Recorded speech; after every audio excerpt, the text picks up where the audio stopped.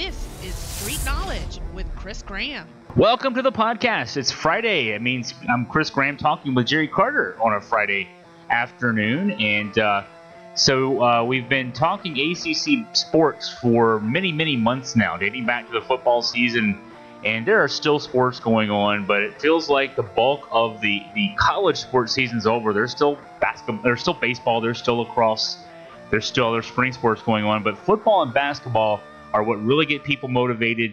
We covered it through the football season, and now basketball season is wrapped. And not only that, but boy, the UVA basketball team has celebrated its national championship last week in Charlottesville with a big event. And maybe now, Jerry, we can finally, we've been wanting to do this for a few weeks. Maybe we can finally kind of look back at the basketball season that just ended. A great basketball season that we covered from start to finish, literally from those games that you saw on a Tuesday night back in November, in Indianapolis, I think it was, all the way through to the end when I was at the Final Four in Minneapolis. And, wow, it's amazing how long a season is. It's, from November to April is about 6 months, I think it is. Maybe it's 5 months. 5 months if my math's right. And it's not going to be good right now because I'm bleary-eyed working with Jerry Ratcliffe, writing a book on this UVA basketball experience. But, Jerry, so we finally get to break down the season. Where do you think we should start? So the first thing, Chris, that pops into my head, being that we share our love for the ACC, is I believe each year in college sports, you're in a situation to where there's three championships that sit slightly above all of the rest. Not to take anything away from any other athlete, but the college football championship, the men's college basketball championship, and the women's college basketball championship. So let's check the boxes. And the football, that would be Clemson from the ACC. There's your check. Men's basketball, that would be Virginia from the ACC check. And the ladies from Notre Dame came up one possession short from winning the women's national championship. So for all the people that want to talk about all of the conferences, we were a missed shot away from sweeping the big three, which is just, I can't recall another time where something like that happened. And if somebody out there can, I would love to hear about it. But you're talking about Clemson, Virginia, and again, Notre Dame, the ladies coming up a point short. But that's the first thing I think about is it's a great time to be a fan of the ACC. And I'm going to, in my head, the ACC also had somebody win a national championship in wrestling. And wow, I'm drawing a blank. The young man from Virginia Tech actually picked up a national championship in wrestling this inside of the past month. So that's my first thought is it's a great day to be a fan of the ACC. Well, and then from the perspective of, honestly, the big two are football and men's basketball. They actually there was some tie between the two. And Jerry, I don't know if you picked up on this from the West Coast, but Tony Bennett mentioned, and I remembered this as soon as he started talking at the championship celebration in Scott Stadium on this past Saturday. He mentioned that Virginia basketball actually played a game at Clemson. The only game they played at Clemson this year was back in January, when it was the day that the Clemson campus was celebrating the football national championship. And Virginia happened to be on campus that day. And he said as the buses were leaving their team hotel to head to the game at Little John Coliseum, they drove by the big celebration there at Death Valley. And he said to his team, wouldn't it be neat if we had one of these back home? So you fast forward 3 months, and his team's also, as it turns out, in a football stadium celebrating a national championship. It's funny how that goes, and then you have to wonder what this championship might do for Virginia and for other folks who are inspired by it. I know Bronco Mendenhall, he's in the middle of spring practice right now at UVA, but he made it a point to fly up to Minneapolis last Monday.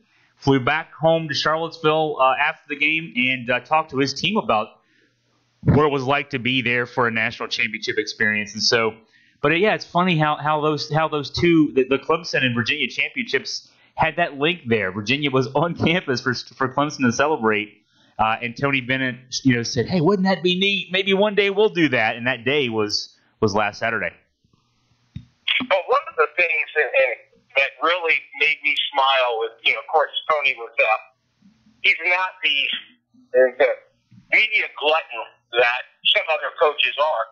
And it was a unique situation. I don't know if you had a chance to listen to Tony when he sat down with Coach K on Coach K's radio show this past week. That was something that really made me smile in the exchange between Coach K and Tony, and listening to Coach K talk about how much class and how well UVA performed.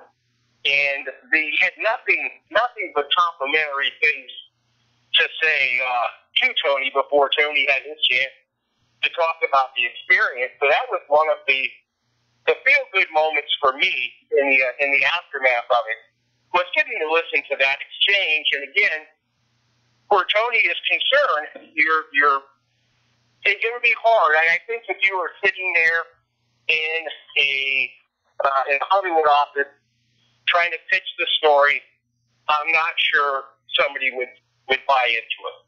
That you could go from where they went to where they landed in basically one calendar year. From a plot standpoint, I'm just not sure how believable it would be. But the old saying of "it couldn't happen to a nicer guy" really, really fits into this one where Tony Bennett is concerned. Yeah, it's the story's even too corny for Disney to try to play up, much less anybody else serious. And that said, there's a lot of talk about this being deserving of a 30 for 30 documentary. I'll guarantee you this, though. Here's one thing that will not happen as a result of this national championship. Unlike Coach K, you're not going to see Tony Bennett with his own podcast. Tony doesn't like being on other people's podcasts. He doesn't like the media interview stuff.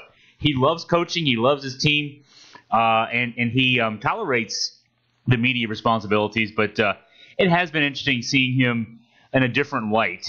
Dating back even to the win in the Final Four, that photo of him that with the net in his hand after cutting down the nets at the Final Four, him at the national championship game there on the floor at US Bank Stadium, that new tradition that they've started after games where someone from the team is asked to put the name on the line representing that your team won in advance to the next round. And Tony was the guy who slapped the board a few times, putting Virginia's name in that championship slot. He at the celebration on Saturday, this past Saturday in Scott Stadium, as he was telling the story about the Clemson game and then remembering seeing the national championship celebration that they had there a few months ago, when he had the microphone in his hand and he said, "And that day is now." And these are emotions. Tony's emotions have been great to see because he's such a mild-mannered guy. He's also a competitive guy, and we've seen that side, and it's fun to see. And you can see the literally the monkeys off his back. When I say literally, he had some fun with it too after the win over Gardner-Webb in the first round. And folks might forget, you shouldn't forget, Virginia trailed in that game by 14 in the first half, and they, of course, after having lost to the 16 seed UMBC last year, he after that game, the 15-point win, he went into the locker room and he had a toy monkey on his back, a stuffed monkey on his back, and he threw it down the ground and said, "Look, the monkey's off our back, guys." And so a different side of Tony's come out, and I think it took that and a year really of growth for him and his team to get where they got last Monday night in Minneapolis. But it's been a unique situation, and you and I shared the thought about about Tony and about Tony's emotions, and again, by comparison to a number of the other active coaches even the ones that he faced on the way. That, Tony's definition of the losing control was very quietly ripping an index card in half. Where, there were so many people. Bruce Pearl is such a great example of somebody who coaches with a fire in his belly. Obviously, Tom Izzo had a moment there where he found himself trying to answer for his emotions. And I can't give the quote. I want to give the credit to the right coach, but somebody was talking about in the past couple of weeks that the game's different now, that you can't coach the way that you want to coach because fear of a player transferring if he doesn't like how you're coaching. And I remember when I read that, I just thought that sounded so bizarre that you're sitting there, because my understanding is that most college basketball players, Chris, are not committing as much to the school as they are to the coach. And there's a lot of talk about that, about what should happen when the coach goes, all of the players that have committed to him. I just thought it was kind of odd to hear a major college coach saying, hey, the coaches nowadays can't coach the way that they want to because fear of hurting somebody's feelings. And I was sitting there, and I apologize for not knowing. I just remember reading it this week going. I'll say, I think it was Gino Oriema. He was talking about the Tom Izzo situation from the earlier in the tournament. I think it was Gino, though. Yes, you're correct, because I knew it was somebody that I followed that said it. Yeah. And it was a situation to where I'm going in my head running through. Yeah, you're talking about. Now, where Izzo was concerned, that was an exchange on court, and obviously everything now with the way the coverage is, gets caught. And I remember how big of a discussion that it became. And I'm sitting there, and that didn't come as a shock to me, because I've always kind of felt like that Izzo was somebody who coached with the same fire, if you will, where Bruce Pearl was concerned. But going back to Tony, you're in a situation to where I would, I'll never have the opportunity. I'll never have the opportunity to do it. But boy, wouldn't it be fun to just sit in his living room? No microphone, no books. Just have 10 minutes with him and let him describe to you what this has been like for him and his family. The amount of the uplifting scenario, that would be something that I would thoroughly enjoy doing. Basically a version of Tony Bennett Unplugged, because I don't know if you could truly put into words what exactly, anytime that you choose to be different, you open yourself up to a different level of criticism. And you can look at that no different thing with Coach Gray or with Gino. They have a set way that they're going to do something, and if somebody's a fan of it, they're gonna have your back. They're gonna applaud. They're gonna be joyful. But somebody who isn't a fan of it is going to take every opportunity to take a run at what they do. And I think Tony Bennett is the poster child of that. Tony had a plan. He stuck to his plan. He didn't apologize for his plan. He wasn't trying to coach the most exciting team in basketball. He wasn't trying to win a popularity contest. Again, as you said, he deals with the media because he has to. So when you have somebody like that, that's why there were so many people so willing to take a shot at it. It's boring. Oh, we don't like it. They're never gonna accomplish anything. So, in all of that, not once can I remember a clip where Tony Bennett was apologizing for who he was or what his team was. And you're sitting here, I can only imagine how at peace he is at this point in the process. And I know people like the word redemption, but I just think he stuck to his guns and said, "This is how I'm going to do this. And that's what you and I shared laughter in the season about UCLA making a run at Tony Bennett. And it's not who he is. And now that he's won one, they can't take it back. And I'm thrilled. I'm thrilled for him. I'm as thrilled for Tony Bennett as I am for the University of Virginia. I just, if you're in a situation to where they've been through so much, and even right up to what I considered halftime of the national championship game, I felt they were still kind of getting mocked to a degree. So yeah, that's something I would love to have. It's not going to happen, but if I could have 10 minutes and let Tony talk to me about what his emotions are right now, it would be a good listen. Let's put it that way. Well, and I'll use that as a segue to take it to the next part of the story. I haven't really done a podcast since I've done one, but not since all the declarations for the NBA draft have come out. And you and I were talking about that right before we started recording. In the context of, Jerry Ratcliffe and I mentioned are writing a book together. Scott German, Scott Ratcliffe, Zach Peerless are also joining in on that fun, and we've been working hard on that this week. And we have a tight deadline to get it out to get it to people's hands by May 15th.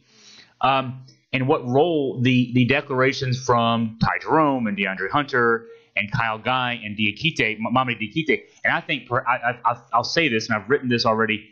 I think Kyle Guy and Diakite are both coming back next year. I think all indications are that that's going to be the case, and also that Jerome and Hunter are definitely going to the NBA. But what role that would have also with Tony Bennett, and I would say this is speculation, of course, because Tony's famously here in Virginia, he's been on vacation this week. None of this is a surprise to him. There'd been talk around the program for weeks that win or lose, these declarations were going to be made. I think in the case of Guy and Diakite, they are looking out to perhaps put themselves in a position to have a senior season next year. They can work on what they're told by the NBA analyst when they go through this pre-draft process to what they need to work on and get better at over the next 12 months to get themselves ready for the 2020 draft. And in the cases of Jerome and Hunter, they're already ready. So I would, but again, Tony, this is no surprise to Tony. Tony's already got a great roster constructed for next year. And for the fans out there, and I've been trying. I did write a column on this earlier this week. For Virginia fans outside of Tony, who he and his staff have known for a while that this news was going to come, win or lose. If they got to the Final Four, didn't. If they won the championship, didn't. This was going to happen. But for the fans, they don't. A lot of fans haven't even allowed themselves to celebrate the championship before acting like the world's coming to an end, which is interesting to me. This is the first championship, and I say first. It's not the only one I think Tony's going to win. But I would think that Tony would say, you know what, it's part of the game. And I say I'm putting myself into this one out, Jerry. Teams that can win championships, organizations that have success, whether it's a team or a business or whatever, when you have success, people want to be a part of that success. And from college basketball players' perspective, if you're DeAndre Hunter and you scored 27 points in the national championship game and you've got all the skills that he's got, their NBA teams they're going to say, hey, we would like you to be part of our organization. For Ty Jerome, you're the point guard of that team. Hey, we'd like you to be part of our organization. Eventually, Kyle Guy and Mamadi Diakite, I think Jay Huff's going to play in the NBA, among others from this team. Some of the younger guys we haven't really seen yet. It's the same. I've worked for newspapers that won a lot of awards, and when your newspaper wins a lot of awards, people want to hire you to work for their newspaper so you can win awards for them. And so this is just part of the cycle of life. And I'll tell you this: what I've tried to say, Jerry, is to the fans out there, UVA fans out there. Of course, that's who's listening to this podcast primarily. The Duke and North Carolina and Kentucky, among others, are suffering a lot of losses to the NBA draft, and they're not wearing a national championship hat like I'm wearing right now. So there's worse things, I guess I'd say, and I think it's just part of the cycle, and I'm happy with it because at least at least we've got a championship this year. Well, Rick, the first thing that going and thinking that we would have this conversation, you hit up a point that I would like to elaborate on about what the game has become. And I'll actually go back in time and use a Duke reference in this situation. Back when Leitner was playing, so we're going back, almost 3 decades. It was a situation to where one of the final 4 banners didn't get home because there was somebody, I believe it was actually Leitner, that was a class short of graduating. And you're sitting here, and there was a time where that's what happened. And then you talk about people that are the last great 4-year player. It's a situation to where back then, even at Duke, it was a matter of not only did you go there for 4 years, or 5 if you had a red shirt, but you graduated. That's the way that the game was. And I still remember the day that the first time a Duke player transferred out of the program. He left there in 6-foot guard, left there and went to Vanderbilt. So you're in a situation to where it used to be that when a player, a young man or a young woman, it still is for the most part on the women's side, where if somebody made a commitment to go to school, you expected that they were going to be there for 4 or 5 years and they were going to earn a degree.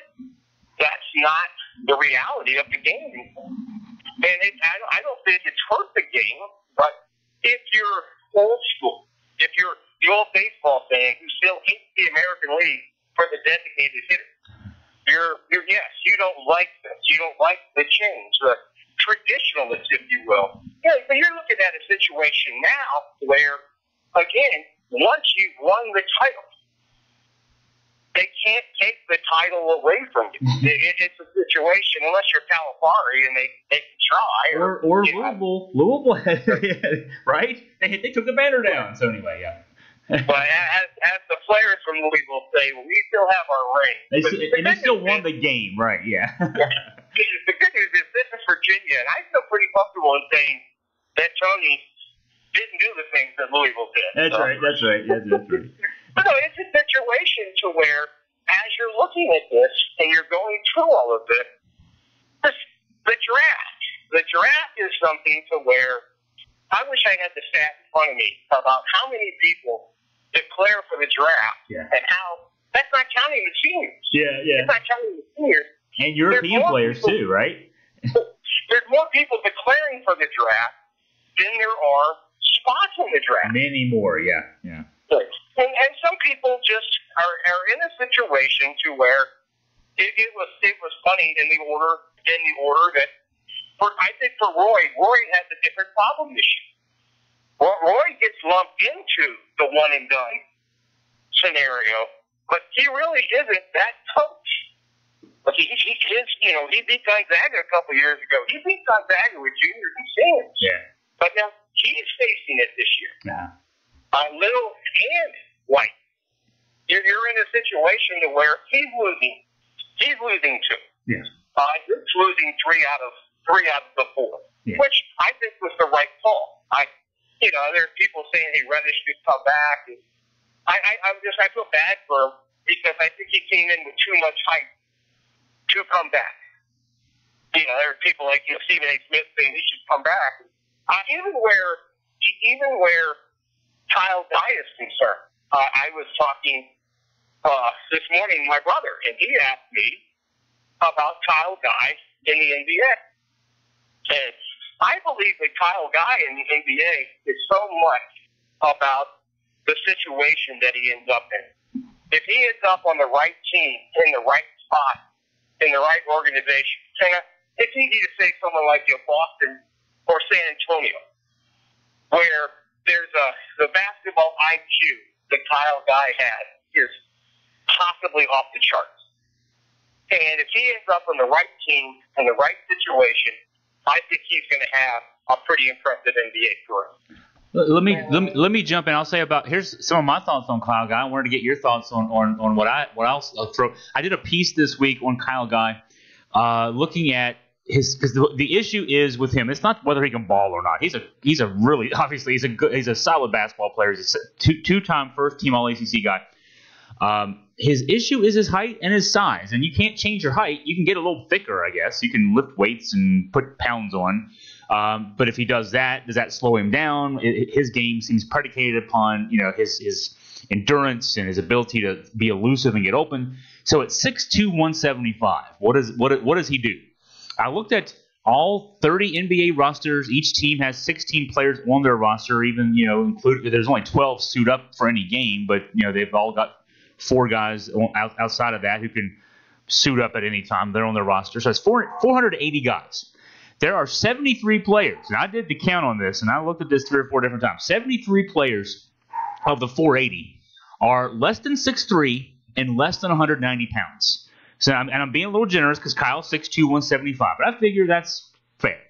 Of those 73 players, 13 of those 73 are less than 6'3", less than 190, and play shooting guard, not point guard. The other 60 play point guard. Of those 13, only 6 played any significant minutes this year, and of those 6, only 2 are starting players for their teams. And so, yes, there are guys who are like Kyle, who are under 6'3", under 190, who are starting shooting guards in the NBA.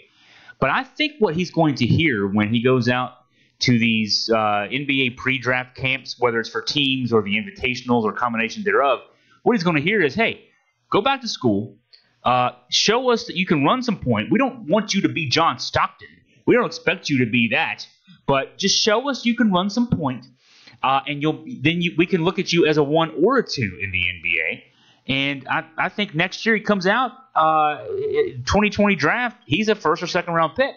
But right now, he's a 6'2", 175-pound shooting guard, and there's only really 2 of those guys doing anything in the NBA right now. On that same note, about first of all, and I have to clarify that Cal Guy is my favorite active UVA player, and I have to say that. So ahead of my thought process, because it's going to sound like that I think he's a better player than Jerome or Hunter. But the comparison that I want to use to what I'm talking about where he goes, and he's now finishing up a second decade. When Reddick came out of Duke, Reddick was only known for one thing. He could shoot. And he was in a situation where I don't feel like that he was that good of a all-around ball player. But the young man could shoot. And so he goes into a situation where he gets drafted in the first round, and he goes to Orlando. Not that Orlando's a bad franchise, but Orlando needed somebody to come out there and start and give them 15 points a game. And Reddick's entire time at Orlando was very, very hit and miss. And when he had an opportunity to go to a different team where his role and the level of expectation was different, okay, it was a situation to where his career went to the next level. When he went to the Clippers already had a foundation of players. They weren't looking for somebody to be a star. They're in a situation where they're looking for somebody who can do something. Now, as he went along, he became a more rounded player. And then you're in a situation where now, I think in the NBA last night, J.J. Redick, I think it's his 18th year, but he had 26 points in the Sixers win.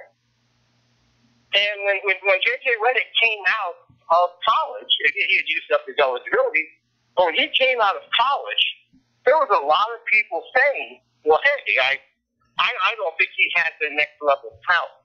I don't think the kid can shoot. And I've heard stories from, teammates of his when he was in the 6th grade that that was the case in the 6th grade. So he ended up in a situation, I think if he stays in Orlando, he has a very short career. It doesn't work out for him. I think that if Kyle Guy, I just think, again, the basketball IQ, his ability to lead on the floor. I truly believe he could come out this year, and if you put him on a team who actually coaches their players, I don't think that's everybody in the NBA. I don't think that every bench coach in the NBA is actually coaching their players. I truly believe that Kyle Guy is. I mean, I get it.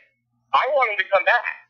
I wanted them all to come back, but I think that if Kyle Guy does, I think he can do anything that you ask him to do, and I do believe that somebody could come along and say, "Hey, Kyle, you're not built to be a number two, so we need you to play the point." I think giving that opportunity, that could happen. But I just don't think the player that comes to mind for me in his career for Kyle Guy, to me, it's Chris Mullin. He's not got Mullin's size. Mullin's a little bit bigger, but just somebody who understands the game in a manner that most people will never understand. That was a long-winded answer, but yeah, I agree with you in the fact that he could come back, and the situation about playing some more at the point. I also think if he ended up, you can't choose where you're going. You can't choose who's drafting you. But I think if Kyle Guy ends up in a good situation, he's going to be around the NBA for a long, long time. I think he will too. And you throw out J.J. Redick. J.J. has the advantage of being 6'4", 210, and you don't think maybe that's a big difference if you're listening. You're saying 6'4", well, Kyle's 6'2". Well, 2 inches. The average shooting guard. I looked this up. There's a website, the hoopsgeek.net.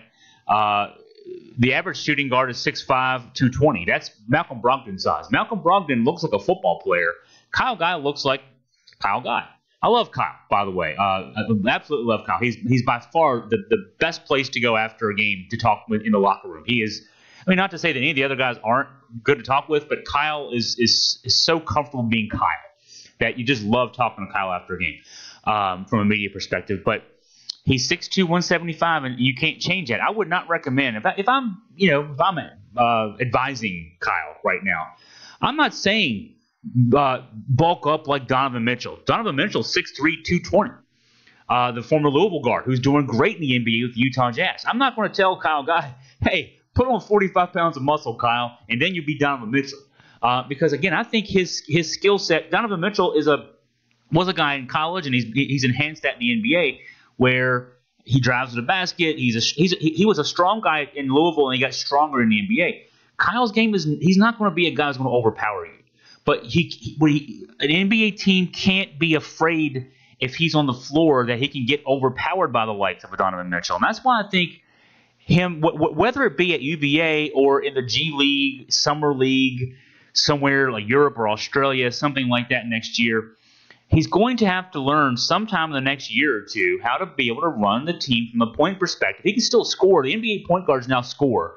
It's not like I used the John Stockton example when I was talking about him a few minutes ago. The NBA point guards don't play the way they did in the 80s, 70s, 80s, 90s. NBA point guards now can and are expected to score. Think of Steph Curry. Think of Trae Young. I think actually that's the model that if I'm Kyle, I would want to, sort of eventually meld into. You're not going to do that at UVA necessarily next year, but if you can show you can play point, we know he can shoot the lights out. We know he can play defense. He plays for Tony Bennett. You don't get on the floor for Tony if you don't play defense. So we know he's got all those elements. He's got to show it. And he's not Ty Jerome. Ty Jerome's 6'5". That's unfair, but Ty is 6'5". Ty is 210 pounds. He's not DeAndre Hunter. It's not fair, but DeAndre's 6'7", 225. If you see DeAndre up close in the locker room, he looks like he should be playing tight end in the NFL. He's got these huge shoulders, and I don't know what he can bench press, but it's a lot of weight. He's a big young man. Kyle's never going to be that. I wouldn't want Kyle to be that. I talk about Mamadi Diakite. And I'm thrilled, by the way. Gosh, to maybe broaden the conversation about all those guys. I am thrilled that we're talking about 4 guys who might get jobs in the NBA, whether it be next year or the next couple of years. You look at Diakite. he didn't start playing basketball until he was 16 years old. He played soccer competitively in Africa. And when he came to the States, hey, you're 6'9", why don't you play basketball? And now he's actually declared for the NBA draft. The kid's 20 years old. Ty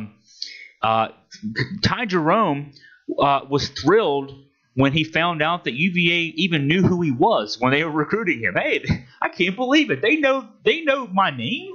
DeAndre Hunter redshirted his first year at UVA. And the one of the four that was the most accomplished in high school was Kyle Guy. He was Mr. Basketball in Indiana, which is a pretty prestigious thing in a state that reveres high school basketball, and he was a McDonald's All-American. So of the four, he was the one coming out of high school that you thought was going to be the sure bet. I'm thrilled that those guys have an opportunity to play at the next level, and I think the UVA fans listening in, instead of worrying about what's going to happen next year, one, enjoy your hats, enjoy your T-shirts, enjoy your sweatshirts, and two, be very happy that these young men have a chance to play professional basketball at the highest level. But Chris, the other thing you need to add to that, when you say enjoy your hat, enjoy your shirt, enjoy your sweatshirt, buy your book. You want to head by your book. It's a situation to where that's exactly what this should be. It should still very much be a celebration month. And it was one of those things. And again, I have fun with it too. I talk about point spreads, and different things. But the aspect of after UVA wins the national championship, okay, Vegas feels the need to lift the odds for the next year's championship. Yeah. And they come out and they list Virginia at 5-1. And I'm sitting there and I'm going, based on what? Based on all of these guys coming back? I didn't understand. Well, then they also looked at Duke and Kentucky and Carolina, who are also losing pretty much everybody, and listed them as the next level favorites. So we know nothing about any of these teams going into next year. Yeah, it's interesting from a standpoint of feeling the need to do that at all. Yeah. At least in some of the polls, they say the way too early look at next year. Yeah. But you're in a situation to where, and we talked earlier in the year about who would benefit the most from a national championship, and there was two answers for me. It was going to be Virginia or Gonzaga that needed to win that title to where it takes you to the plateau of the mountain. Yeah. And you're in a situation to where national champs, those are two pretty potent words. Yeah. In the big picture, and it's going to elevate the program. But Tony's still going to have a challenge, Chris. He's still after a certain type of player. Yeah. So now the difference is he's going to have more people saying, "Hey, I think I can do this." I'll never forget the conversations that Wilkins had, with Dominique when he was thinking about going to UVA. Are you sure? Are you sure? Are you wanting to sign up for this? But Tony, he's still going to have a tough time finding the exact player for his system. Because newsflash, he's not changing his system. It's not like he's going to come out next year and say, "Okay, we're just going to load up with the 5 best athletes and we're going to run up and down the court." You know what's funny about that, Jerry, though, is I never would have expected this. When I was writing the column that I wrote about, I think the headline was something along the lines of, "Hey, enjoy your championship hat," something along those lines. I looked at – I don't often do this. I'm not a guy who writes about recruiting at all because to me, high school kids, the guys who you're looking at should be good because they're playing other high school kids. And until we see them playing against other really good kids, they're all there's a lot of hype that goes into that process. So this with a big old grain of salt. But looking at the 2019 class, there's a good class coming in for UVA next year. They're well regarded. They look like they fit Tony's system. Looking at highlights, of course, highlights are highlights, so that you have to be careful about that. Look at 2020's class. And there's 3 5-star recruits. Tony's never had a 5-star recruit, at least not at Virginia. He had Klay Thompson. I'm not sure if Klay Thompson was a 5-star at Washington State. If he wasn't, then the system's flawed. But so he had Klay Thompson back at Washington State. He's not had a 5-star yet at UVA, and there's 3 or 4 5-star recruits class of 2020 who are suddenly warm on UVA now. And looking at their numbers and what they do and that kind of thing, they look like the kind of guys who would fit at UVA. But that said, yeah, you're right. He's not going to just. Jay Wright learned this lesson, and he didn't even win the championship when he first learned this lesson. Jay Wright at Villanova, who now has 2 of them. I think it was a 2011 Final Four Villanova got to. It was Jay Wright's first Final Four. Didn't win the championship that year, but got to a Final Four. Jay Wright went through a lot of the same things Tony did. Oh, you're coaching at a school that's not one of the elite Power 5 programs. And you coach a unique style. And so, will you ever win the big one? We got to a Final Four. Suddenly, this new crop of recruits is all of a sudden interested in Villanova. And he even admits now that he took some kids that he wouldn't have normally taken, but all of a sudden 5 stars are available to you. And he actually had a losing season a couple of years later. He got the wrong kid, didn't fit his system, and had to sort of start over from a recruiting standpoint, and then won the championships in 2016 and 2018. So, Jay Wright is a lesson in that. You don't change who you are. Just because you've got access now to new guys. Kihei Clark was an important cog, obviously an important cog in his UVA National Championship. He had one other college offer from UC Davis. Kihei Clark started for the national champions this year at 5'9" at point guard for this Virginia team because he fit Tony's system and got it when other guys didn't. So yeah, you don't change who you are. I agree with you totally there, Jerry. Well, one of the things that jumped off the screen to me, I'm with you. I stay away from recruiting. Every now and then you hear a name, and it was a no-brainer that that Zion kid has some game. But I don't get into the recruiting. I don't follow the chart. I follow the coaches that I respect. And I'm reading a column this morning about the 2020 class for Mark Few, and they signed the number 37 pick, or the number 37 athlete on the list. But Chris, this blew my mind. Okay, that's the highest rated player that's ever committed to Gonzaga. Think about that.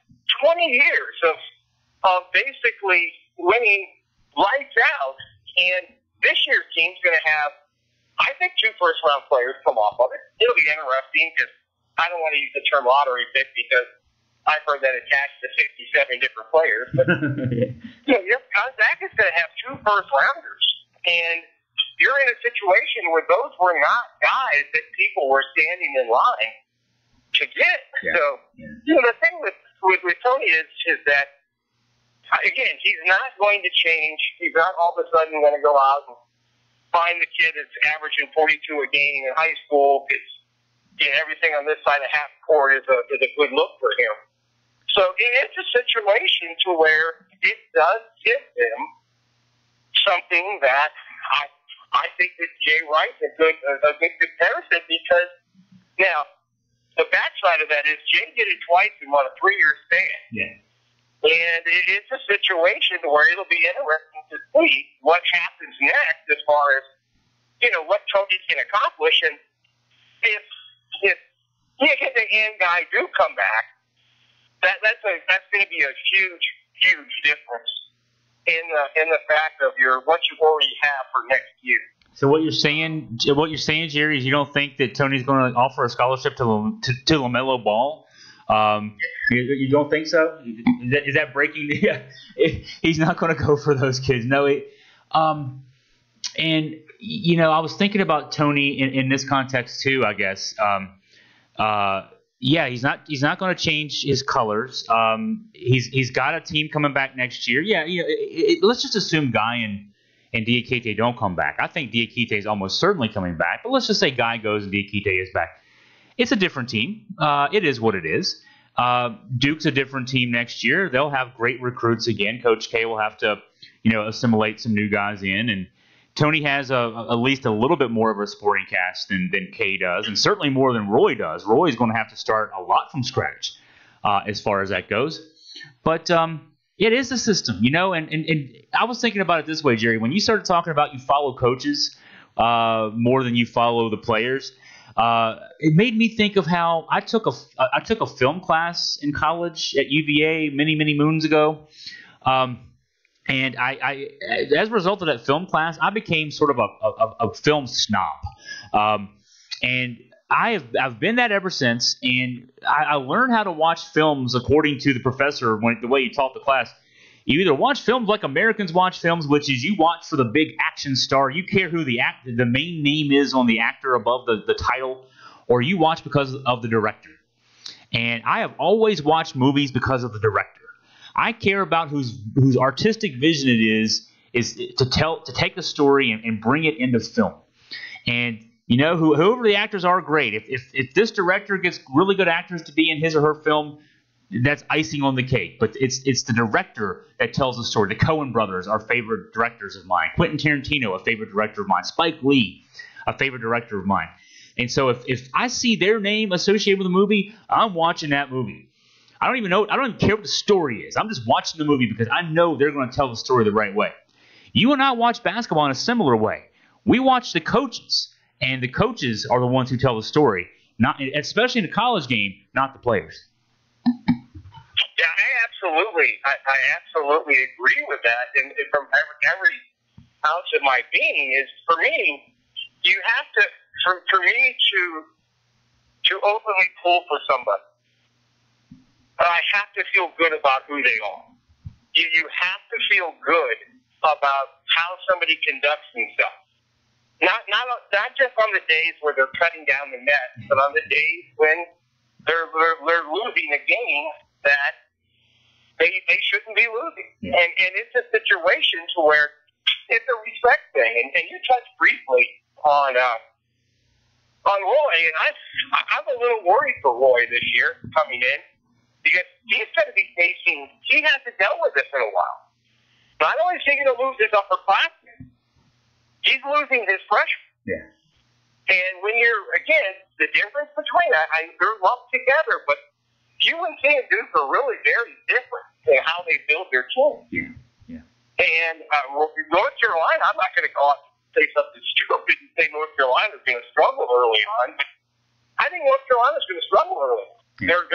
They're in a situation to where you're going to have a bunch of players that just aren't going to be there. But like I said, where Tony's concerned, I feel like as long as Tony's coaching at UVA, I think it's a perfect match. It's a perfect match for what the school stands for and what he stands for. It's, if you will, it's a marriage made in heaven. And for any of those people that we opened the show talking about that are trying to find the nearest bridge to jump off, I say shame on you. I and again, personally, I'm gonna be a Kyle Guy fan next year if it's at UVA or if it's in Australia. I just really hope it's at UVA.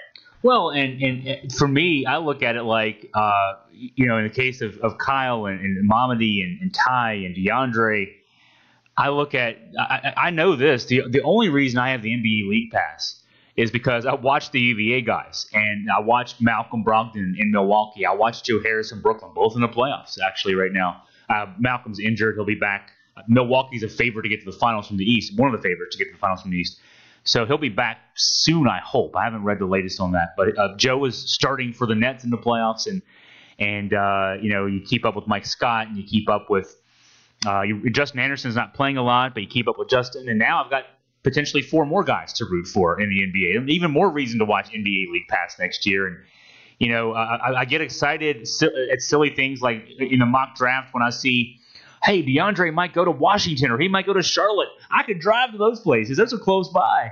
And then I hear Ty, I'm seeing him associated maybe with Boston. And, wow, how historic would that be? In Boston, what a good playoff caliber team that is. There's an advantage maybe being a late first-round pick. You get to go to a good team.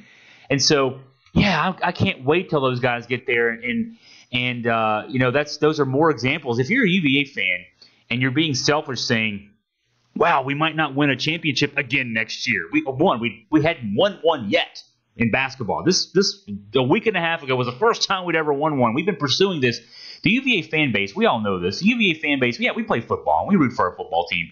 But since the Ralph years, basketball is what we've held special. We cherish basketball, and we've been wanting that championship since Ralph Sampson first matriculated on grounds in 1979. We've got it now. And so what's the best way to get another one? It's for these guys to go to the NBA, because when these guys go to the NBA, all those knocks on Tony, among those being he can't win in March and April. It's too boring. It's, people don't want to go play there. Well, if he's got 4 more guys in the NBA on top of the guys who are already there in the NBA, that's going to tell those next level kids, go to Virginia and become an NBA product. He took a guy who redshirted his first year to the NBA in the lottery by his 3rd year. There was a kid who had double hip surgery in high school who is going to the NBA after his 3rd year. There's a guy who didn't even pick up a basketball until he was 16 years old going to the NBA. Joe Harris, a single-A high school player in Washington State, travels across the country, he's in the NBA. Malcolm Brogdon's final 2 college choices were UVA and Harvard. He's in the NBA. Mike Scott played post-grad basketball. That means, you didn't have a good offer out of high school. You had to play another year of high school to get an offer.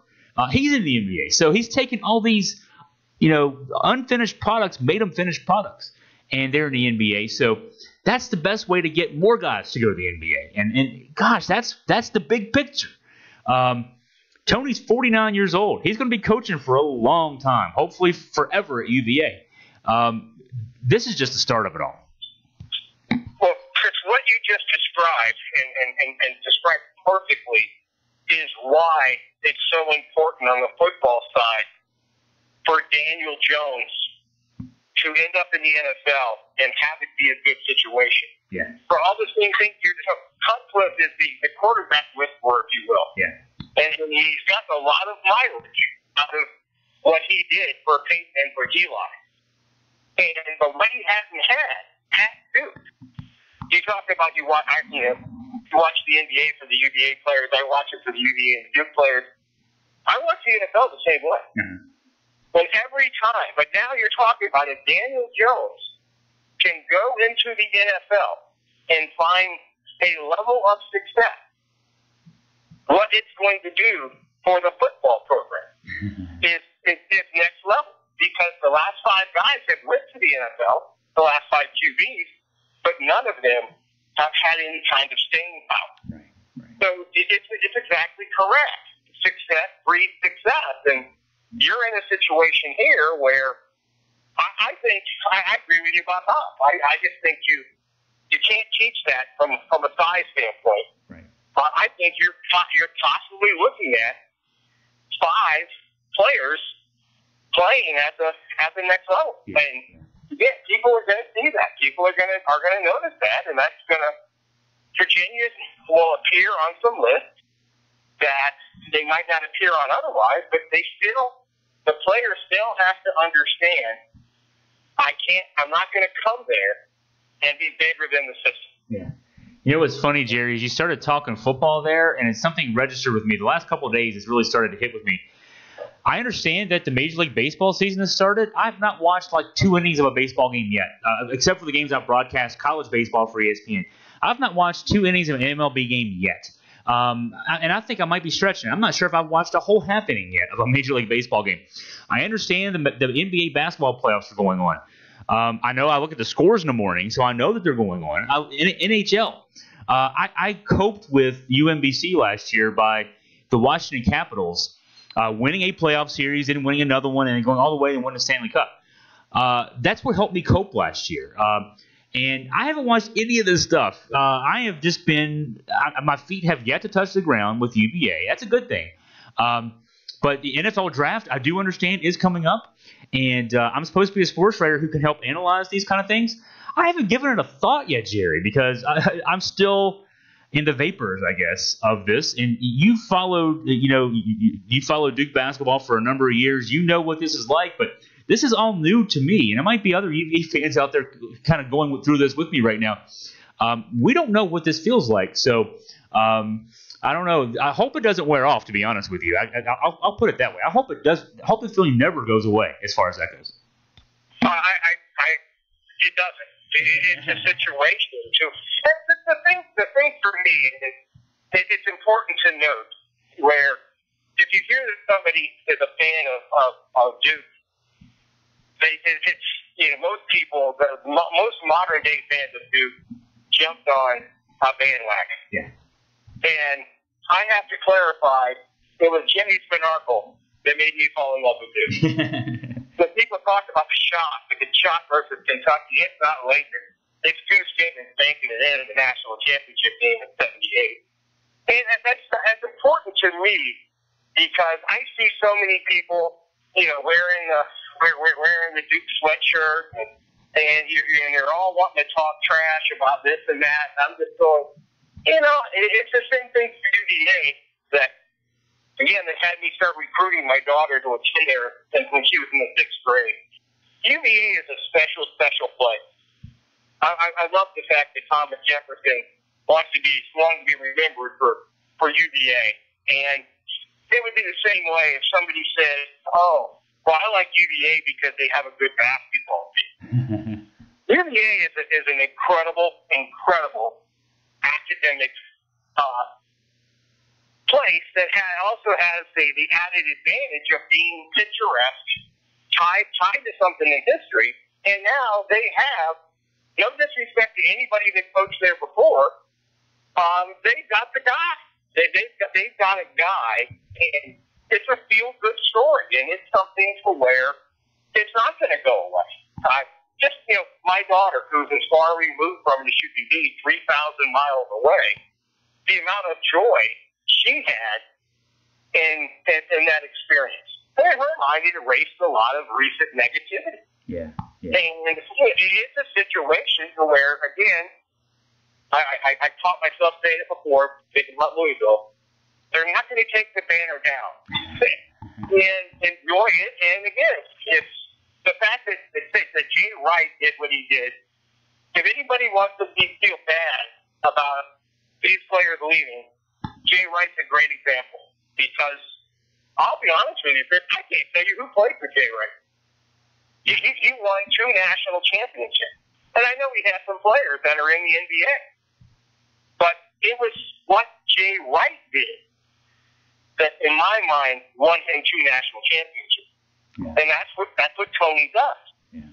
He coaches and runs a program, and he leads them. And I'm not necessarily Jay Wright's biggest fan, but if you can win 2 national championships when you plus your roster in between, that's pretty darn impressive right there. I'll confess, as we're wrapping up the podcast here, that I'll have to confess to being a bit of a bandwagon jumper when it comes to UVA. I was in 2nd grade in 1979 when Ralph Sampson matriculated on grounds.